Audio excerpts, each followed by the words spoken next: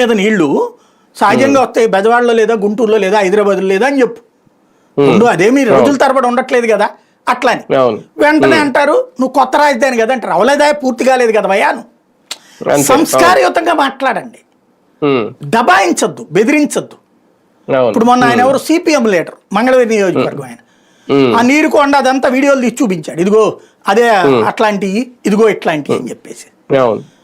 నీళ్లు వర్షం పడ్డప్పుడు నీళ్లు రావడం సహజం, ఆ నీళ్లు పోవాలంటే మొత్తం రాజధాని సెటరైట్ కావడం అవసరం.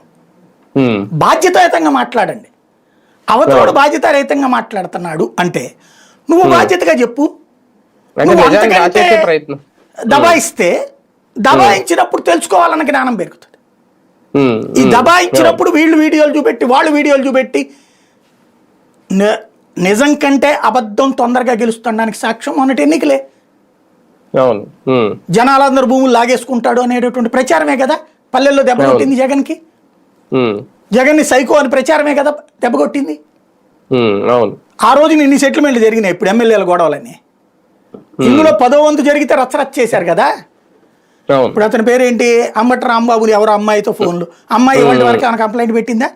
అవంతి శ్రీనివాసు, గోరంట్ల మాధవ్, అతని పేరేంది పృథ్వీరాజు, వీళ్ళ మీద ఏ అమ్మాయి వచ్చి కేసు పెట్టిందా?